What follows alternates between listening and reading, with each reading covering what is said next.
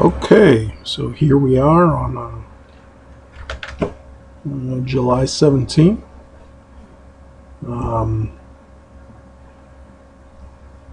It is 1 day, 20 hours since launch. And what we're trying to do now is, this is a cruise day, so no major trajectory changes.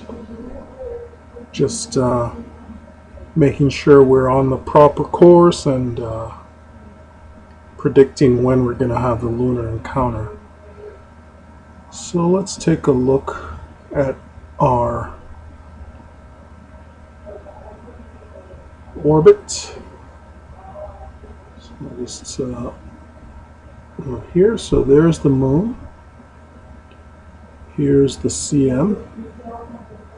Let's go in close.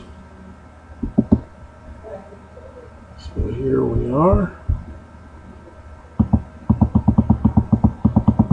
And there's the Saturn S4B booster. It is 8 nautical miles away, so it's been drifting. It's increasingly getting further. Here's what it looks like in a view.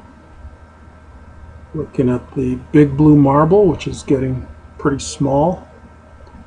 And you can see the S4B right here.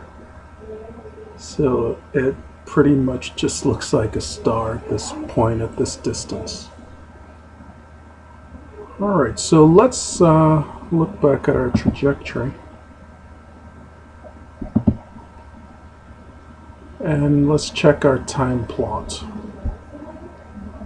Alright, so you can see where the line makes the intersection. Our time of flights to that point is 1 day, 4 hours. And the moon will arrive there 1 day, 4 hours as well. So that's pretty much when we expect our encounter using this Earth-centric frame of reference. Let's take a look at it using the lunar frame of reference. So to do that, we'll just change our orbit to, well, before we do that, just look at our altitude from the Earth is 158,000 nautical miles. Let's see how close we are to the moon when we change our frame of reference. Alright, 58,000. So we're pretty close to the moon at this point. So you can see it there. Our trajectory relative to the moon is a hyperbola, not an ellipse. Because on our present course, if we make no changes, we'll do a flyby of the moon and not return. We're on the free return trajectory. So in a hyperbola, what we're interested in, since the moon is one of the foci of the hyperbola, is the closest point of approach. So here's our path, here's our closest point, and then we diverge from it.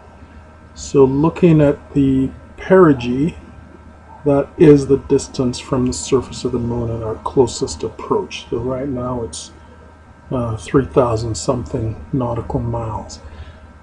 To do the mission, we want to enter an orbit of 60 nautical miles.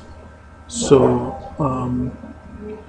let's just see how this is converging. So right now it's at 3170, and the clock is at 1 day 2047. So 1 day 2047 at 3170. So when it gets to 3160, we'll check the time again. 2047. 2047.